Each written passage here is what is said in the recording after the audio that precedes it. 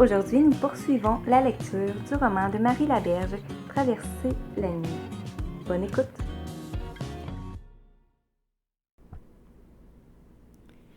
La mort de Jackie avait entraîné un chapelet de réactions. Outre la prévisible razzia de Sébastien dans la chambre de la morte, la directrice avait fait venir Amy pour lui reprocher de n'avoir alerté personne devant l'imminence de la fin. Elle comprenait le fils de se montrer suspicieux concernant d'éventuels emprunts que le personnel aurait pu faire. Je ne parle pas des professionnels qui sont irréprochables puisqu'ils ont des références. Engagée sans diplôme, sans expérience pertinente pour les soins, sans même une enquête sur ses antécédents, Amy avait été à l'essai pour l'entretien des lieux. Ce n'est qu'à l'usage que cet talent d'aide aux bénéficiaires avait été découvert et utilisé sans autre formalité. La directrice s'en félicitait, mais elle voulait éviter les problèmes. Et Sébastien en soulevait beaucoup. Ce qui semblait périlleux aux yeux de la directrice pour la réputation de son établissement privé, c'était bien la perspective d'une poursuite pour abus de confiance envers une personne âgée fragilisée et dépendante. Elle préférait de beaucoup se ranger aux dires de Sébastien pour éviter le pire. Brûlée de fatigue par ses jours et ses nuits de veille, Amy avait trouvé généreuse la proposition de prendre 2 jours supplémentaires de repos, le temps que Sébastien emporte les affaires de sa mère. Vous n'avez rien pris dans la chambre, bien sûr, n'est-ce pas? Cette dernière question avait presque l'air de lui accorder un peu de confiance. Presque. Ghislain avait été la deuxième réaction négative à sa présence auprès de Jackie. Il ne croyait pas un instant qu'une vieille moribonde, qui ne la payait même pas, avait été la cause de son absence prolongée.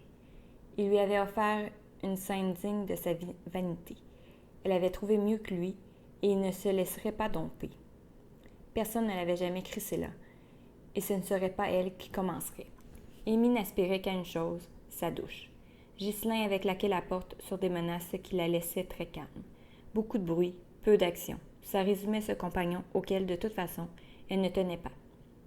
Il avait tempêté pendant toute une soirée en revenant du garage où il transformait des Harley en choppers de concours. Il était gonflé à bloc et déterminé à connaître le trou de cul qui l'évinçait. Amy n'argumentait pas. Elle le laissait hurler, repliée sur elle-même, habitée d'un étrange sentiment d'effondrement. Le dernier coup avait été asséné par un monsieur Langlois, un notaire qui voulait la rencontrer. Évidemment, quand il avait appelé, c'est Ghislain qui lui avait crié que son nouveau chum venait de la relancer jusque chez lui. Il continuait alors qu'elle prenait l'appel. Elle n'était que le coloc, et elle était arrivée après lui. C'est elle qui décamperait. La voix de M. Langlois avait quelque chose de précipité et de très mal à l'aise. Je propose de vous rencontrer à votre lieu de travail, demain à 10 heures. Ça vous irait? C'est en rapport avec Jacqueline Messier. Et il avait raccroché. Ghislain, lui, avait continué. C'est un monsieur poli, sérieux et tiré à 4 épingles, qui s'était excusé pour les désagréments que son appel avait suscités dès qu'elle était arrivée dans le hall de l'établissement. Pour gagner un peu de discrétion, il était allé s'asseoir dans le carré de cour où le seul arbre semblait flétri à cause de la chaleur. Le notaire Langlois lui avait tendu une lettre et annoncé qu'elle était l'unique héritière de Mme Jacqueline Messier. Sans lui permettre d'exprimer la moindre réaction, il avait enchaîné. Elle m'avait prévenu des difficultés inhérentes à cette décision, de la contestation certaine dont le testament ferait l'objet et même de votre réticence à accepter cet héritage. Voilà pourquoi je suis là, plutôt que dans mon étude. Cette lettre est pour vous. Je suis le gardien de la succession à laquelle vous pourrez toucher dans quelques mois, une fois les rapports d'impôts et les éventuels problèmes de contestation terminés. Je peux vous verser une avance, mais la totalité et même la précision du montant ne seront pas disponibles avant un certain temps. Je m'occuperai de tout l'aspect légal. J'ai tout ce qu'il faut pour décourager les poursuites. Vous pourrez m'appeler à l'un de ces numéros pour me donner vos instructions à votre convenance. Il lui tendait la lettre et sa carte. Tétanisée, Amy n'avait que murmuré « Jackie » en regardant l'enveloppe où l'élégante écriture donnait presque de la classe à son nom inscrit « Amy Lee ». Je m'occupe de tout. J'ai été engagée pour ce faire, et le cabinet dispose d'avocats réputés. Si vous avez des questions, n'hésitez pas, appelez-moi. Pour ma part, je n'essaierai plus de vous joindre à votre domicile et je m'excuse encore des problèmes que j'ai pu causer. Amy regardait toujours l'écriture sur l'enveloppe. Les mots de M. Langlois glissaient sur elle. Elle ne cherchait même pas à les comprendre. Il s'était levé, avait tendu la main et lui disait au revoir, et avait disparu en vitesse. Pour la toute première fois de sa longue carrière, on ne lui avait pas demandé de fournir un montant, même approximatif. Le dernier coup avait été porté par la directrice. Alertée par Sébastien, elle avait transmis à Amy ses doutes sur des manipulations honteuses à l'égard d'une patiente affaiblie, vulnérable, en vue de dépouiller ses proches de leur légitime héritage. Elle avait juré au fils de cette dame qu'elle ignorait toutes des manigances ou des ruses d'Amy pour obtenir ces sommes. Mais elle devait prouver sa bonne foi en la renvoyant. De toute façon, avec ce que vous allez ramasser, vous ne voudrez plus être préposé. Elle se sentait donc très à l'aise de lui signifier son congé. Amy n'avait plus qu'à vider son box et remettre la clé à qui de droit. Et je vous conseille de ne pas vous montrer aux funérailles parce que vous ne serez pas la bienvenue. Le lendemain matin, elle refermait la porte de l'appartement où Ghislain ronflait. Dans son sac bleu, ses maigres possessions, son calepin et la lettre encore cachetée de Jackie. Elle n'est pas partie. Elle ne sait pas pourquoi. Elle n'a pas davantage donné d'explication à Raymond, qui, d'ailleurs, n'a rien réclamé de la sorte. Elle se sent aussi glacée que l'hiver qu'elle traverse. Le parc est muet, aucun oiseau, pas un seul passant. Même la neige des sentiers dégagés par les chenillettes est vierge de tout pas. Elle est seule à traverser ce parc, à longer la rivière et à revenir vers la ville. Elle pousse la grille de fer du cimetière qui résiste, la base étant prise dans la glace. Elle se faufile dans l'étroit interstice qu'elle a réussi à dégager et traverse les allées où les stèles portent tout leur poids de neige intouché, comme si personne n'était venu depuis le début de l'hiver. Laissez vos morts derrière, Amy. Arrêtez de vous en préoccuper, ils s'arrangent très bien. Amy déteste l'église, mais elle adore les cimetières. Ces endroits pleins de gens, mais désertés. Ces endroits reposants, parce qu'aucune menace de vivant ne les hante. Seule la mémoire y règne. Chaque nom gravé est une histoire. Chaque nom est une appartenance au monde, et les dates encadrent la durée de cette appartenance. Elle ignore où est déposé le corps de Jackie, ou ses cendres. Elle espère qu'Éric est près d'elle, qu'il se côtoie, puisque l'amour de sa vie, c'est lui. Jackie rirait de ses préoccupations. L'amour de sa vie n'a pas à être dans sa mort.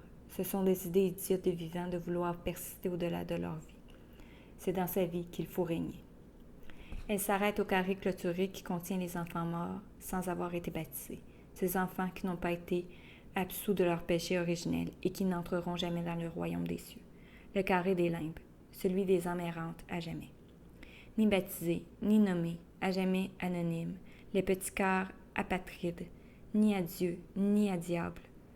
Ceux qui ne seront pas ressuscités, les déméritants, les oubliés des hommes et du divin. Aussi bien, se dit Amy. Mieux vaut être oublié que massacré. Mieux vaut être rejeté qu'inclus dans cette race bien pensante qui impose sa foi, ses lois et ses déviances aux indignes qui ne pratiquent pas leurs mœurs. Elle touche le grillage noir, Mimine est quelque part, dans un carré des limbes. Elle avait pourtant été baptisée, mais Amy est persuadée qu'un enterrement dans un cimetière catholique ne lui a jamais été accordé. Retourner au silence qui a rendu sa vie intolérable. Retourner à la nuit, au mépris, à cette pitié si généreusement distribuée, dans le regard condescendant des sœurs, ses complices silencieuses. Personne n'a éprouvé le moindre espoir pour Mimine.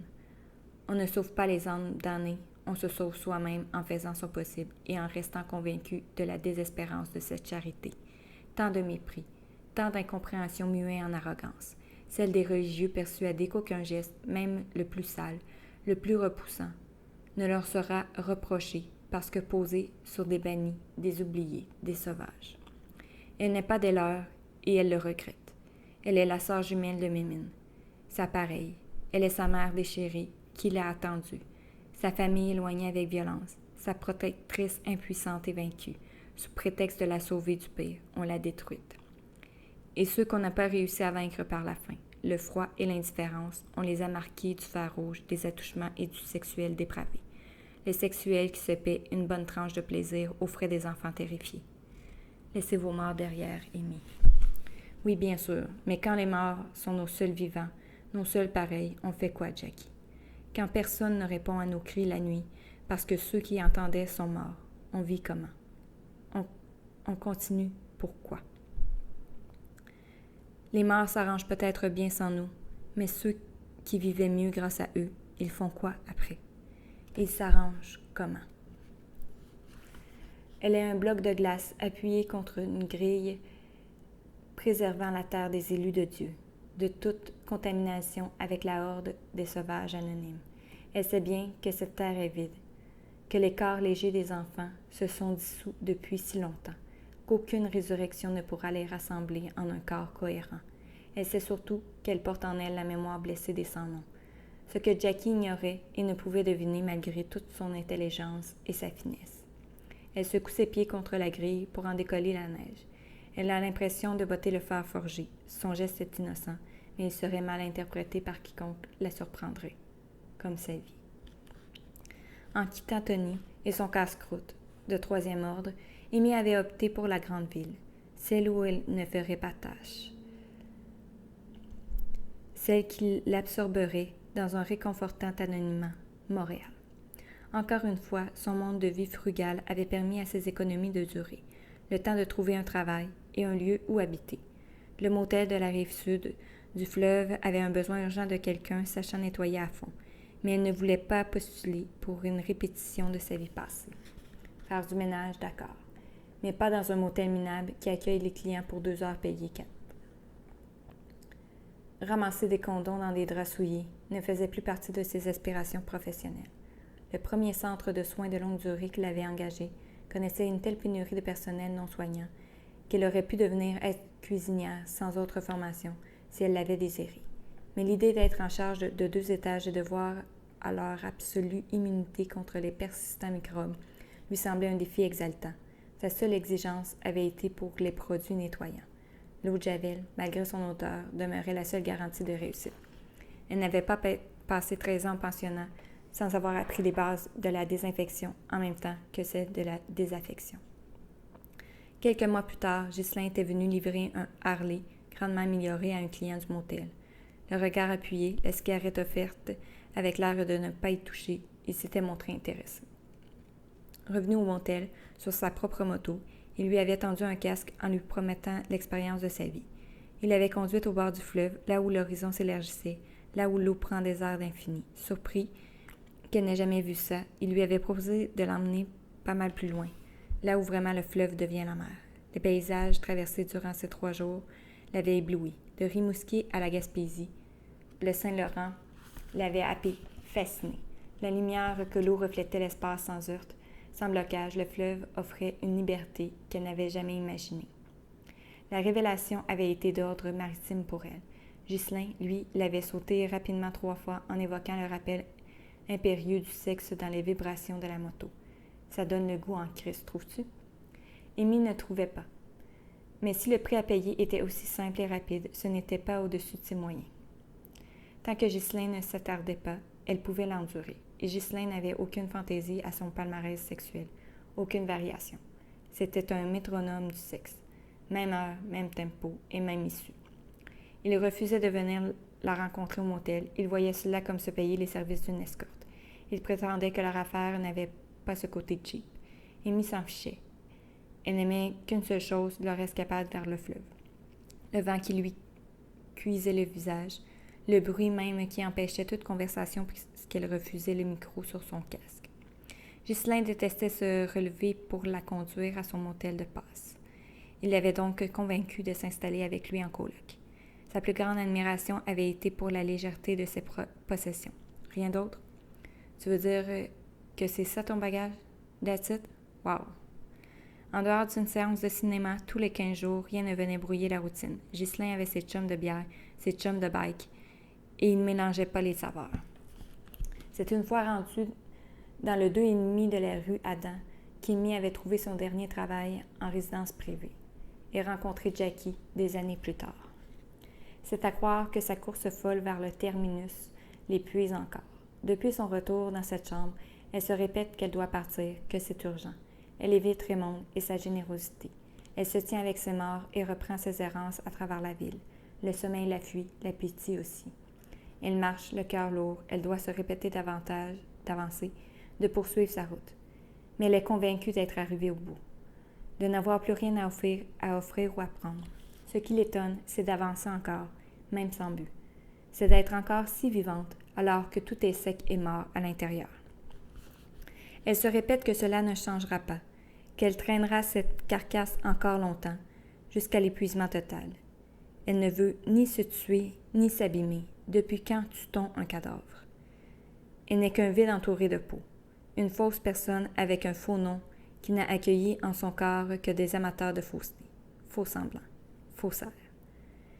Homme de Dieu affamé d'enfants ou homme de pouvoir qui imposaient leurs désirs gluants. Elle a poursuivi comme elle a été initiée, en violence et en silence. Elle n'a mordu personne, elle a même affirmé que c'était parfait, plaisant, pour que ça finisse, pour que son vide de corps soit laissé à sa vacuité. Elle n'a tendu la main vers personne, sauf pour nettoyer, penser et alléger la peine inscrite dans les plis usés des corps de Cathy. Pourquoi laisserait-elle ses morts derrière elle? Ils sont ses seuls vivants. Même Jackie veut s'enfuir plus loin que sa mort. Jusqu'où iront-ils pour échapper à sa mémoire? Elle n'a qu'eux. Elle ne veut pas les perdre.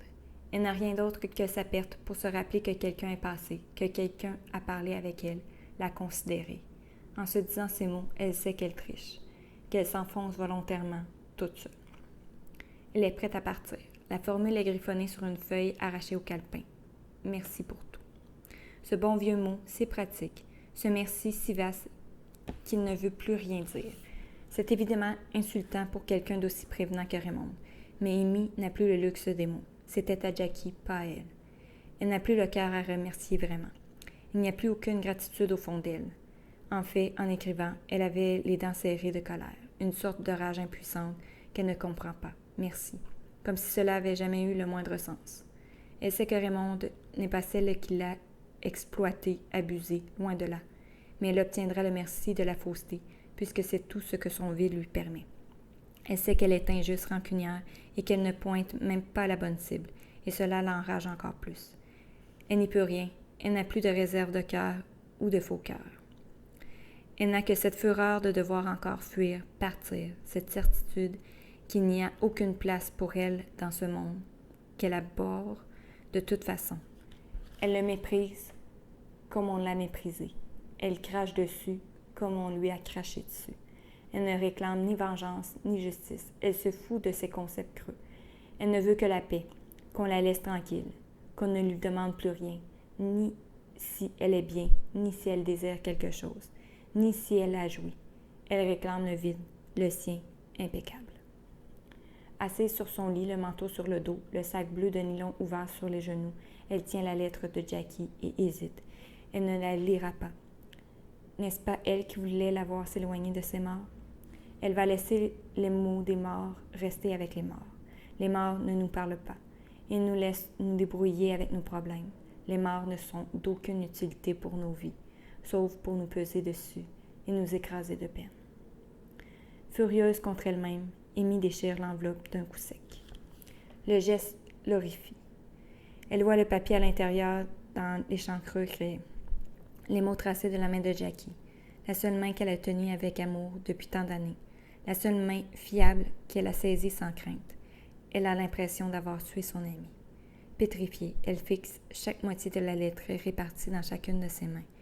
Elle n'a jamais pu la lire, l'ouvrir, et là, c'est comme si le parfum de cette merveilleuse femme s'échappait des barres brisées, comme si elle la forçait à mesurer sa perte, à prendre conscience que c'était terminé, le silence. Elle tient le silence. Elle n'extraira pas les feuillets des bouts d'enveloppe. Elle ne peut pas. Elle est paralysée.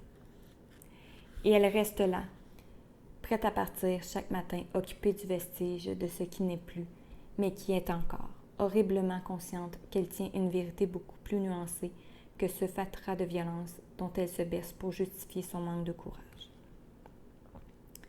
Le 15 juin 2018. Chère Amy, j'ai voulu vous adopter. Cette boutade lancée à la directrice est devenue une obsession dernièrement. Sébastien, qui d'autre? exalter ce désir en faisant la seule chose dont il est capable, j'ai nommé fouiner. Devant mes refus de le voir parce qu'il ne pouvait s'imaginer que je le décide de mon propre chef, il a cherché un responsable de ce qu'il appelle mon éloignement. Il aurait pu s'épargner cette peine puisqu'il est l'artisan de son malheur. Mais bon, il préfère un autre coupable que lui-même. Il a décidé que c'était vous. Mon Iago, la référence vous est sûrement inconnue. Pour résumer, il s'agit d'un personnage maléfique qui excite les bas instincts d'une personne. Il a cherché à me prouver vos intentions de rapace en enquêtant sur vous. Je sais donc qui vous êtes, d'où vous venez et quelle institution a massacré votre enfance, puisqu'elle a fait l'objet d'une enquête aux conclusions effarantes. Je n'ai aucunement l'intention de vous parler du passé.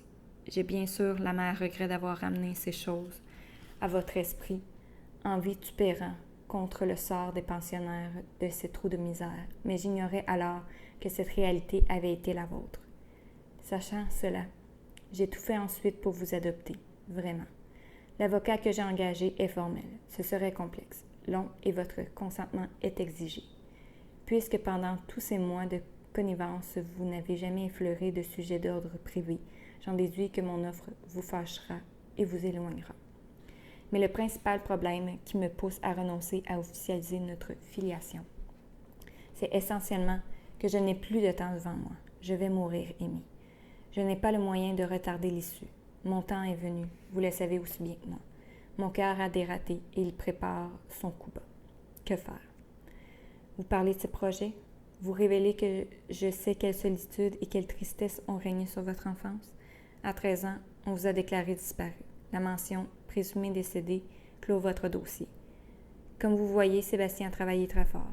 Croyez-vous que cette terrible découverte ait attendri son cœur? Devant sa réaction, je peux imaginer la compassion dont vous n'avez probablement jamais bénéficié. Alors, devant l'impossibilité de vous laisser mon nom avec mon affection, je vous laisse tout ce que j'ai de physique pour témoigner de ce qui ne l'est pas, mon attachement profond. Évidemment, je suis très consciente que je vous lègue également l'obligation de contrer la rapacité de Sébastien. Et aussi sa fureur qui ne s'exprimera pas autrement qu'en essayant de vous blesser. Les avocats seront au premier rang, laissez-les faire.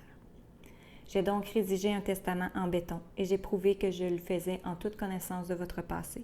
J'espère seulement que vous n'avez empoisonné personne pendant les années où on vous a perdu de vue. Je blague. Je sais qui vous êtes vraiment. Il me fallait certifier que mon legs n'était pas celui d'une vieille femme abusée par une manipulatrice particulièrement habile. Chère Amy, j'espère que vous comprendrez mon silence, qui voulait vous respecter et ne pas vous effrayer. Était-ce la bonne manière? Je l'ignore. Cet excès de pudeur à votre égard n'était pas un manque de courage de ma part, plutôt un consentement à votre silence qui imposait le mien. J'ai une confiance absolue en votre cœur.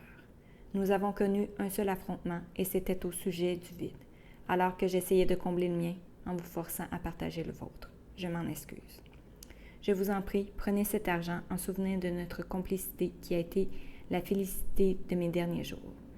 Si vous ne le faites pas pour vous, faites-le pour moi, afin que le fruit de mon travail ne finisse pas en des mains indignes de moi. Ne m'en veuillez pas de mon silence, c'était pour respecter le vôtre. Et dites-vous que la malveillance de Sébastien aura permis quelque chose de bien. Une fois n'est pas coutume. N'ayez aucune pitié pour lui. Il n'a pas hésité à m'exhiber son dossier sur vous, au risque de me tuer. Vous le savez, mais je l'écris pour les jours gris. Vous êtes ma fille aimée, ma fille aimée et aimante, Jackie. En post-scriptum, elle avait ajouté les coordonnées du notaire Langlois. Le notaire Langlois ne l'attendait pas. Il comprend à sa première question que cette succession fera partie des annales à titre de saisissante exception, irrégulière, compliquée, retardée par des gens se prétendant lésés de leur dû. C'est l'histoire commune des successions dont il s'est chargé au long des années. Mais cette femme silencieuse qui n'acceptera aucun mensonge ou billet de sa part, cette attente froide et digne de toute autre chose que l'argent. Il n'a jamais été témoin d'une pareille attitude. Je vous le déconseille. Il s'agit avant tout d'une annexe pour attester de la connaissance absolue des faits. Ce n'est pas, à proprement parler, les dernières volontés de... Elle tend la main sans un mot. Elle attend patiemment sans retirer sa main. Maître Langlois comprend qu'il est inutile d'argumenter. Il lui tend une mince chemise contenant à peine quelques feuillets. Je ne suis pas certain que ma cliente m'autoriserait à partager. Elle l'interrompt poliment en le remerciant et elle se lève. « Attendez, j'ai quand même des papiers à vous faire signer. Une avance substantielle peut être versée dans les prochains jours. » Elle lui promet de revenir et elle s'enfuit presque en serrant le sac bleu dans lequel elle avait vivement enfui le dossier. Si elle ne lui avait pas serré la main, il n'aurait jamais cru à son éventuel retour. Force, lui, est d'admettre qu'il s'agit de la même personne que celle dont traite le dossier. Elle a changé, et beaucoup. Menteuse, insolente, perfide, fabulatrice qui inventerait n'importe quoi pour se rendre intéressante, personnalité inquiétante, révoltée, quoique muette, ne sait pas recourir aux vertus de la religion, probablement un peu demeurée, incapable d'apprendre, rusée, se méfier, réfractaire à l'autorité des représentants de Dieu, respect totalement absent, mauvaise, à garder à l'œil. En lisant ces seules phrases, Amy retrouve l'odeur nauséabonde du pensionnat, la façon dont les sœurs roulaient les airs. Elle s'interrompt, prise de nausée. Heureusement, la photocopie des notes de son passage à l'orphelinat tient sur une seule page. L'histoire de son nom, ou plutôt de la méprise concernant son nom, y est relatée. Mère n'ayant pas accouché en milieu hospitalier et saoule au dépôt de l'enfant, elle s'est enfuie avant de remplir et signer les papiers officiels. Le patronyme est sujet à caution, un malaise ayant scindé le nom donné par la mère, mais c'est tout ce dont a disposé la religieuse chargée de l'accueil. Les bonnes sœurs qui avaient baptisé tant d'enfants et ont posé de nouveaux prénoms catholiques, sans y avoir autre chose qu'un cadeau, n'avaient pas osé effacer les seules traces d'origine d'Amy. Les longues recherches de Sébastien dans les archives de l'État pour authentifier son ascendance pour retrouver Madame Lee, mère, témoignent bien de l'inutilité de cette source. Cette mère ne s'appelait fort probablement pas Lee. À l'entrée nationalité, on avait inscrit canadienne-française. Elle ignorait qui avait ajouté à l'encre rouge « pas indienne ». Évidemment, si sa mère avait les cheveux aussi châtains que les siens et les yeux d'un bleu-gris, aussi éloignés des caractéristiques autochtones, c'était difficile de la qualifier d'indienne. Elle se souvient que le jour où on les avait rasés à cause d'une épidémie de poux, ses cheveux avaient repoussé avec des éclats de roux. Le rejet avait systématiquement les poux où venaient des roux. Le dossier des sœurs s'arrête à la mention « probablement décédée » qui suit celle de ces deux évasions. La première est inscrite alors qu'elle avait 8 ans. Amy ne se rappelle pas qu'elle avait échoué avant de réussir et que 5 ans séparaient sa seconde tentative de la première. Elle croyait n'en avoir fait qu'une. Elle n'avait pu aller bien loin à 8 ans. L'autre grande surprise est l'absence totale de Mimine. Nulle part, celle qui a sauvé son enfance, celle pour qui elle serait morte, n'est signalée. Seul son passage à elle, à l'infirmerie, est inscrit. 6 semaines. Tuberculose probable. Elle surveillait. Elle avait 7 ans. Amy referme le dossier. Les affaires de Sébastien, ce qu'il déduit de ses découvertes, attendront. La feuille concernant ses origines lui donne des frissons de dégoût. Inutile de s'achever avec des conclusions prévisibles d'inaptitude totale frôlant la débilité. Fabulatrice est probablement le terme qui indique qu'elle a tenté de dénoncer le prêtre qui fouillait sous sa robe. La supérieure horrifiée l'avait envoyé expier ses calomnies à la chapelle, justement, là où le prêtre lui avait fait ravaler ses mensonges en répétant les gestes inventés. Là où elle avait appris que l'impureté des représentants de Dieu était la sienne, qu'il fallait se défendre d'elle et d'elle seule. La pensée de Jackie la réconforte. Elle peut imaginer ce que cette femme avertie a déduit des quelques lignes rédigées par ses tortionnaires. Elle sait combien cet étalage de jugement négatif n'a jamais ébranlé la confiance de Jackie, au contraire. Il n'y avait que Sébastien pour y voir la confirmation de ses suspicions. Le léger coup frappé à la porte indique que Raymond a déposé un café sur le guéridon. Depuis le bref voyage d'Amy à Montréal, leurs rapports se sont espacés sans se rafraîchir, et le café est déposé de nouveau à sa porte plutôt que pris ensemble à la cuisine. Je suppose que vous avez des choses à régler et que si vous ne me demandez rien, c'est que je ne peux pas vous aider. Je ne suis pas inquiète. Vous saurez où me trouver si jamais je peux faire quelque chose. Toute Raymond Pépin est dans ce respect pour ceux qu'elle fréquente. S'il y a un merci senti dans la vie d'Amy, c'est bien celui qu'elle lui offre. Sébastien a cherché la mère d'Amy comme un orphelin déterminé à incarner son fantasme. Il a engagé un détective privé et s'est lui-même investi dans sa quête de vérité. En vain, chaque rapport ne met qu'une seule chose en lumière, cette fille-mère, Eve, est disparue et sa fille n'apparaît nulle part après sa fuite de l'orphelinat. Selon Sébastien, Il est évident que la mort probable de celle qui lui nuit n'est pas possible. Il a fouillé pour prouver que la faussaire qui lui vole son héritage est bien cette fugueuse, cette menteuse, à qui on ne doit jamais prêter foi. Des rapports laconiques plutôt ennuyeux et imprécis, telle personne rencontrée à telle date, ne font apparaître aucun lien réel entre elle et l'orpheline perdue. Aucune raison de croire à la dissimulation de sa part, finalement. Il n'y a que 2 entrées, un peu plus étoffées, dans les rapports du détective, celle de la directrice de son emploi sur la rive sud, qui a précédé le palais des Vieux, comme l'appelait Jackie, et une certaine Lucette Grégoire de Trois-Rivières, qui administre un foyer pour femmes victimes de violences. Les ex-employeurs de la Rive-Sud ont semblé mettre beaucoup plus d'emphase sur les raisons qu'ils ont eues de ne pas déclarer cet employé payé en dessous de la table que sur ses qualités ou défauts. Rien de suspect à signaler, travaillante, aucun vol ou incident de ce genre déclaré lors de son passage.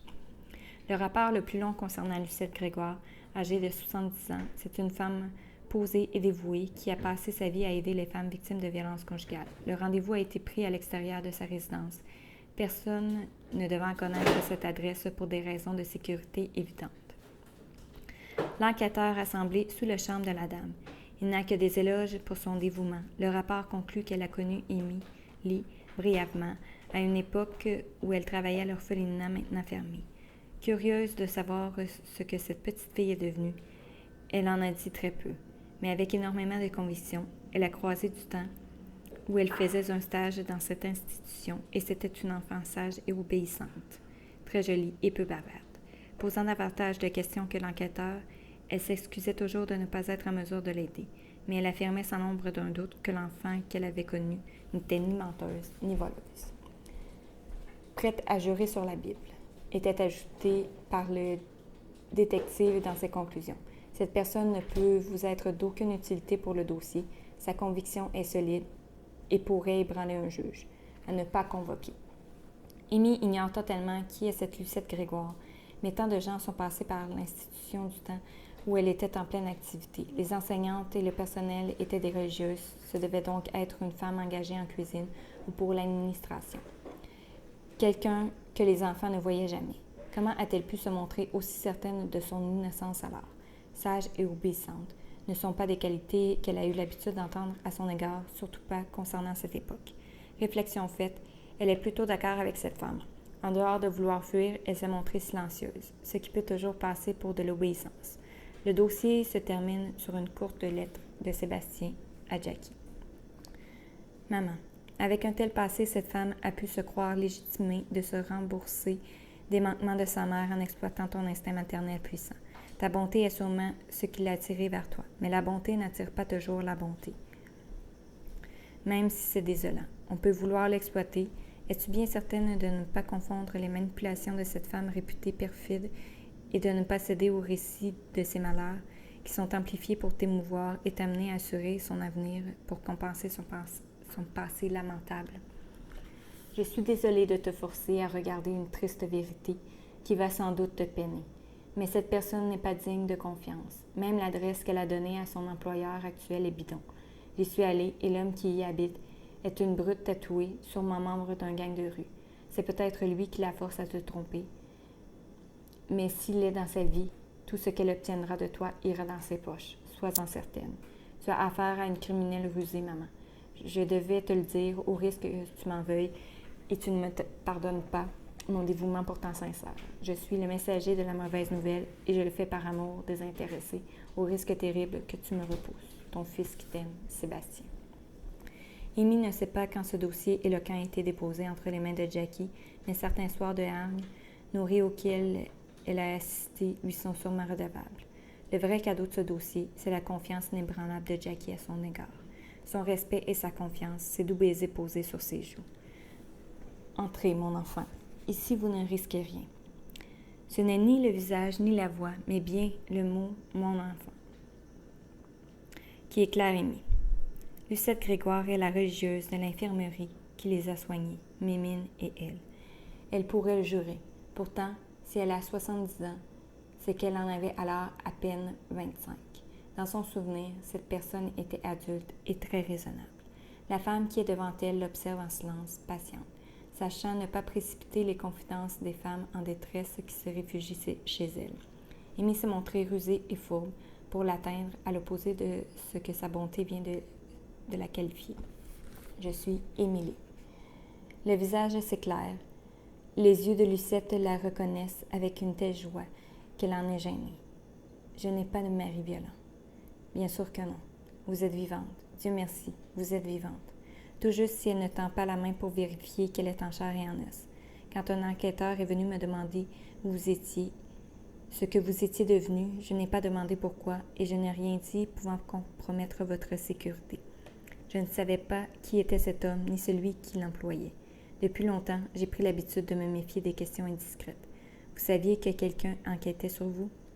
Amy hoche la tête. Ce n'est pas le sujet de ces visites. Vous étiez religieuse. Et je ne le suis plus. J'ai fait comme vous, je me suis enfuie. L'infirmerie était un endroit où certaines vérités ne pouvaient pas être camouflées. Je n'ai pas pu. J'ai essayé de rester, d'être utile. Comme vous savez, il y a obéir et trahir. On ne doit pas confondre. Elle s'arrête, ne sachant trop ce qu'elle peut dire. La discrétion étant la clé de son travail, elle dévie la conversation. Parlez-moi plutôt de vous. Non, s'il vous plaît, j'aimerais savoir. Lucette Grégoire ne cache pas qu'elle a eu des soupçons concernant la responsabilité de l'administration pour tous les cas de tuberculose et d'infections pulmonaires qu'elle a soignés et si souvent échoué à guérir, comme pour la petite Mémine. La pauvreté de l'institution, le manque criant des ressources en était la cause. Jamais elle n'avait mis en doute la parole de ses supérieurs hiérarchiques. Le jour où vous êtes arrivé avec une sérieuse infection à la gorge, vous avez dit que c'était pour expier vos péchés. Je vous ai cru sans attribuer vos mots à autre chose que ce qu'on nous a enseigné. Endurez la souffrance pour l'offrir à Dieu. Puis, à 7 ou 8 ans, vous êtes revenu, avec des douleurs et du sang qui ne provenaient pas des menstruations. Vos organes étaient, comment dire, ça ne pouvait pas être causé par des hémorroïdes. Et c'était toujours pour expier. Mais vous n'aviez pas de péché aussi grave que vos blessures. Vous cherchiez la raison d'une telle punition. Vous vous souvenez de vos inquiétudes. La petite Mémine était-elle morte à cause de vous, de vos microbes et de vos péchés? Cette mort vous hantait. C'était votre péché. Je vais vous avouer que j'ai fait preuve d'inconscience. J'ai cru que vous vous punissiez vous-même, que vous vous étiez infligé ce supplice. Je ne me souviens pas d'être venu vous trouver, je veux dire. Non? Je vous ai soigné, je vous ai gardé à l'infirmerie. Plus pour vous surveiller que par nécessité après quelques jours, et vous vous êtes enfui. On vous a retrouvé peu après, et j'ai été sévèrement blâmée. La supérieure n'était pas tendre. Je suppose que la dureté de sa tâche imposait cette rigueur, qui m'apparaissait de l'insensibilité. Elle m'a mise en garde contre vous et les histoires que vous inventiez pour jouer à la martyre. Selon elle, vous aviez une sérieuse tendance à la fabulation. Quand j'ai demandé des détails sur les histoires que vous inventiez, j'ai reçu un autre avertissement très sévère. Ma place n'était peut-être pas parmi les servantes de Dieu si je remettais en doute la parole des prêtres. Je suis restée sceptique. Et peu à peu, j'ai constitué un dossier des maux que je soignais et qui pouvaient être causés par des abus sexuels. Aujourd'hui, maintenant que ces endroits sont fermés, que les pires comportements sont connus, ça semble évident et simple à décoder. À l'époque, pour douter du prêtre qui nous confessait de l'envoyé de Dieu, ça prenait de sérieuses preuves. C'était compliqué de discerner entre la tape pour discipliner et les abus de punition. La maltraitance était loin d'être uniquement sexuelle, ce qui n'excuse pas le sexuel, bien sûr. Je veux dire que ce qui était évident pour vous était très difficile à croire pour moi. Vous étiez si jeune. J'avoue que je n'avais pas idée qu'une si petite fille puisse vivre ce que vous viviez. Mais le doute était installé. Et toutes mes notes semblaient le confirmer. Ça m'a pris quoi? Presque 2 ans à constituer une sorte de dossier. Vous étiez mon premier cas et si j'ai continué, c'était en partie pour vous. Parce que je savais que vos problèmes relevaient des abus. Le jour où j'ai décidé de passer à l'action, ce n'était pas à la supérieure que j'ai parlé, mais à l'évêché directement. On m'a à peine laissé finir. On m'a prié de me taire et de partir. On m'a dit que mon attitude était indigne, blasphématoire. Je n'ai pas eu à me retirer de la vie religieuse.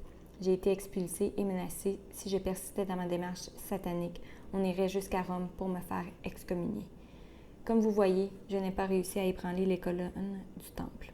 Je suis rentrée chez moi, honteuse, salie et en pleine crise de foi.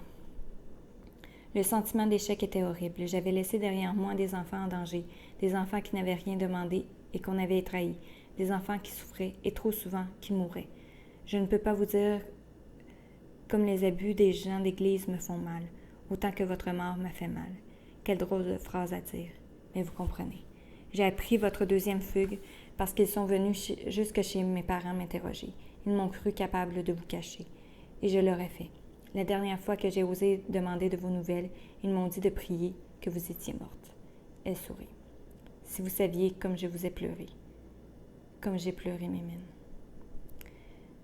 Vous savez que toute sa famille avait la tuberculose? Ses 2 frères aussi. Ils en sont morts dans leur pensionnat. J'ai essayé d'enquêter là-dessus aussi. Un vrai Sherlock Holmes. J'aurais tellement voulu le dire, mais ça a été long avant que je sache pour eux. Et vous étiez parti. Je veux dire, déclarée morte. Mais qui vous a aidé? Parlez-moi de vous. Dites-moi. La petite Mimine. Vous savez si on l'a enterrée quelque part? Le regard de Lucette est traversé d'un éclair de tristesse. Encore cette question. Vous l'avez tellement posée que je ne croyais pas vous l'entendre dire encore. Vous l'avez protégée, maternée, comme si elle était votre enfant. Elle était la plus âgée pourtant. Oui, bien sûr qu'elle est enterrée. Ma réponse est la même qu'à l'époque. Où? Je ne me rappelle pas. Fausse commune. Son nom n'est nulle part. Ça doit être la raison de votre doute. J'étais là. J'ai assisté à la messe des funérailles. Pas moi? Je me souviens pourtant d'elle dans la chapelle. Vous aviez de la fièvre. J'ai failli vous perdre cette nuit-là. On peut dire que vous aviez le tour de me fausser compagnie. Vous êtes allé la voir. Je vous ai trouvé près d'elle en pleine nuit, à réchauffer ses pieds. Vous étiez brûlante de fièvre dans cette chapelle glaciale. Je pensais que c'était ses funérailles, dans mon souvenir. Je suppose que si vous en aviez eu la force, vous auriez aussi assisté à la messe. Mais vous étiez très malade. On vous a administré l'extrême-onction. Qui? L'aumônier, le prêtre. Enfin lui. Celui qui vous a agressé.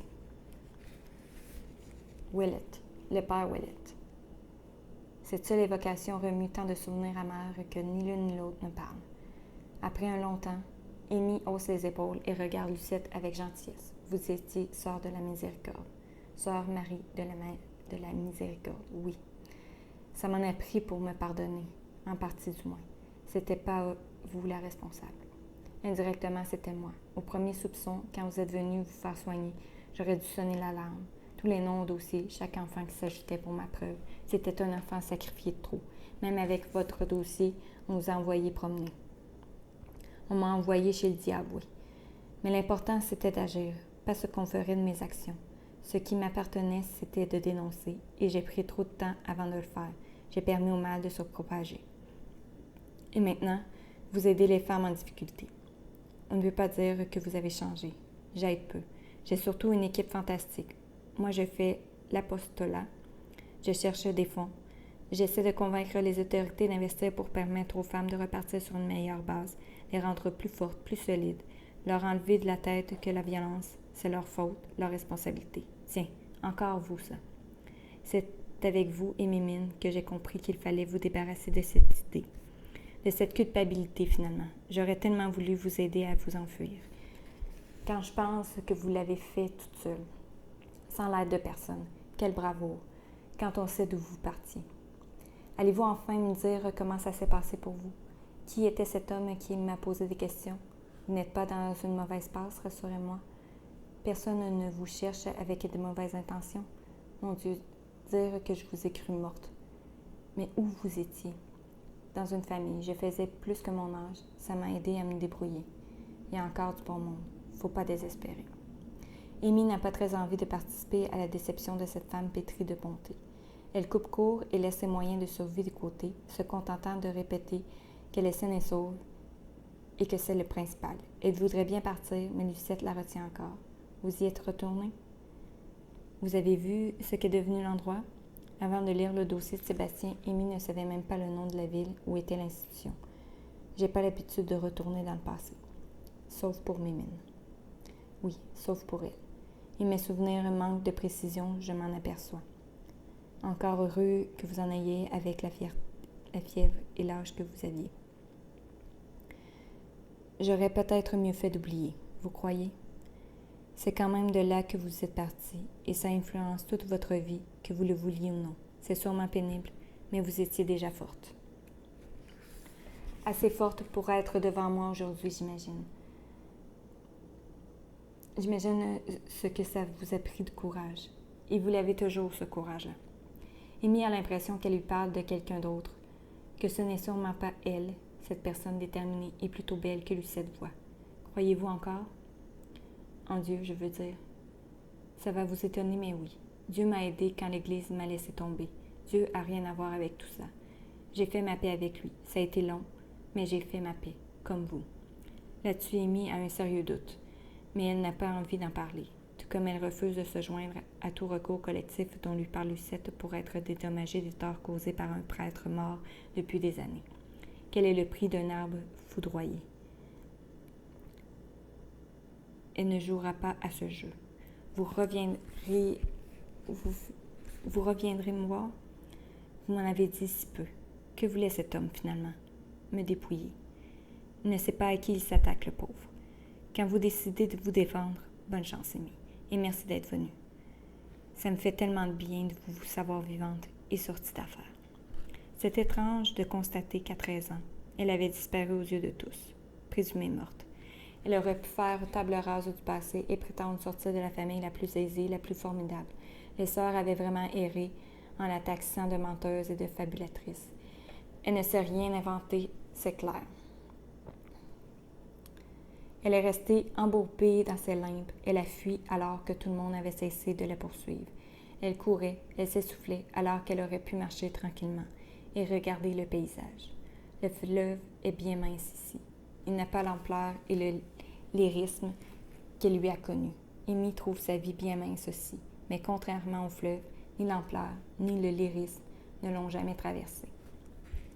Ce soir-là, pour la première fois depuis toujours en rentrant chez Raymond, elle éprouve une forte impression de chez soi. Est-ce l'odeur de mijoter, l'ordre et la paix dégagés par sa chambre? Elle l'ignore.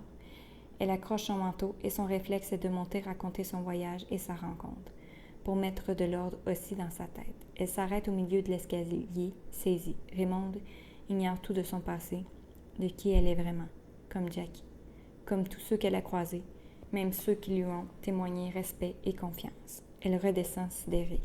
Jamais, à qui que ce soit, jamais elle n'a partagé la moindre parcelle de son histoire, comme si l'avouer risquait de la tuer. Si Jackie la connaissait, ce n'était ni son fait ni son récit. Elle lui avait même caché ce qu'elle savait de peur de la voir fuir. Non seulement elle n'a jamais inventé d'histoire, mais elle l'a ignorée, enfoui la sienne dans les limbes, pour l'oublier, alors qu'elle n'a réussi qu'à la perpétuer en la taisant, en s'en cachant elle-même.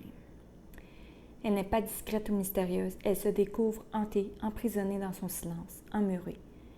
Elle n'a jamais fait la paix avec son passé, elle l'a piétiné, renié. Elle a fait comme s'il n'existait pas, comme s'il ne la concernait plus, comme si c'était sa honte à elle, sa faute à elle. Et cette honte, elle l'a transportée avec elle toutes ces années, un poids supplémentaire sur les épaules fatiguées. Elle aurait pu aussi bien être morte, comme on l'a cru. Elle n'a rien construit, tissé aucun lien d'elle-même. Elle s'est préoccupée d'une morte pendant toute sa vie et elle semble en voie de rééditer cet exploit avec Jackie. Maintenant qu'elle est morte, Jackie, qu'elle n'a pas cherché à connaître, à aimer.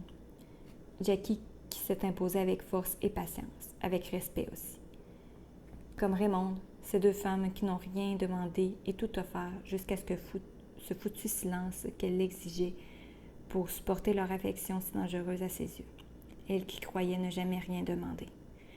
Si Jackie sachait pertinemment qui elle était, a jugé bon de persister et de protéger, n'est-ce pas une énorme preuve d'amour? Que fait-elle? Qu'a-t-elle fait de ces gens qui prouvaient que le bon monde existe encore, comme a dit Lucette? Elle s'est précipitée toute sa vie dans des bras indignes, pour se sentir supérieure ou seulement digne, et elle a ignoré les mains tendues, la bouche pleine de cendres. Elle s'est hâtée vers le vil et a permis que son corps soit lacéré, humilié, utilisé, comme si c'était le corps infâme qu'on lui avait attribué, ce qu'elle méritait. Tout ce temps, elle a donné raison au prêtre, à ce sadique qui abusait de bien davantage que son corps. Il a rendu son cœur muet à l'amour, à l'affection et à la bonté. Elle s'est emparée du fouet pour continuer le carnage. Ce ne sont pas les autres qui ont perpétué le viol, c'est elle, de sa propre main. Pour prouver quoi? Que le mal existe? Qu'elle est une victime? Elle déteste cette idée. Mais victime ou pas, elle a craché dans la mauvaise soupe. Elle a fui les bonnes personnes et elle a accepté que des moins que rien l'approchent, la touchent. Elle s'est cachée, elle s'est même effacée aux yeux de ceux qui la voyaient et ne la méprisaient pas, comme cette Lucette qui la regardait avec une joie authentique et qui lui octroyait un courage dont elle se sent indigne jusqu'à la moelle. Comme Jackie, comme Raymonde, qui a deviné sans chercher à confirmer, sans chercher à la forcer au plus mince aveu, à la plus infime confidence, en tout respect de son rythme, de sa personne. Comme si elle était quelqu'un, parce qu'elle est quelqu'un, et qu'il est temps de cesser de se traiter en déchet. N'être rien ne veut pas dire ne rien devenir. N'être rien. Si les damnés, les exilés, les méprisés de la terre trouvent une issue et recommencent une vie, rien ne l'oblige à macérer dans son passé et à le répéter. Rien sauf sa conviction intime de ne pas valoir la peine, de n'être encore et toujours que ce qu'elle était au départ, rien. On peut enterrer ces morts sans enterrer le courage qu'ils nous ont légué, n'est-ce pas, Jackie? Intégrer le bon et accepter le temps que ça prend parfois à se regarder franchement. Douleur et déshonneur admis, échec et faiblesse non pas excusés, mais pardonnés. Parce que ce n'est pas de la chair à vivre, c'est de la putréfaction par avance. Parce que vivre avec ses morts attachés sur le dos, c'est mourir. Amy rentre dans sa chambre et reste là, debout, inutile, convaincue qu'elle doit trouver une solution immédiatement. Si elle ferme encore cette porte, si elle se tait, se cache encore, où trouvera-t-elle le courage de continuer? Comment Lucette a-t-elle dit ça déjà? Ça me fait tellement plaisir de vous savoir vivante et sortie d'affaires. Le cœur fou, la gorge sèche. Elle hésite, étouffée d'angoisse. À l'intérieur, c'est la panique. Au dehors, elle se tient droite, pétrifiée de terreur. Elle ressort de sa chambre, remonte calmement l'escalier. Elle trouve Raymonde penchée sur le lave-vaisselle, Raymonde qui se redresse souriante et qui attend, le sourcil relevé, l'œil bienveillant. « Je peux vous parler? » Au premier anniversaire de la mort de Jackie, Amy rencontre le notaire Langlois et reçoit la première tranche d'un héritage qui lui reviendra en totalité. Maintenant que la justice a tranché en sa faveur, elle entreprend les démarches nécessaires pour changer son prénom et le restaurer tel qu'il devait être au départ, Émilie. L'état civil étant scrupuleux envers le respect des origines, elle ne cherche pas à ébranler les colonnes du temple en changeant le « lit » de son patronyme. Elle sera Émilie Lee. Peu importe que ce nom soit creux d'histoire et que son arbre généalogique se résume à une seule branche, Émilie Lee sonne peut-être insolite, mais à ses yeux et à ses oreilles, elle y gagne. Et c'est la fin du roman de Marie Laberge, Traverser la nuit. Et ce sera un prochain roman pour la semaine prochaine. Au revoir.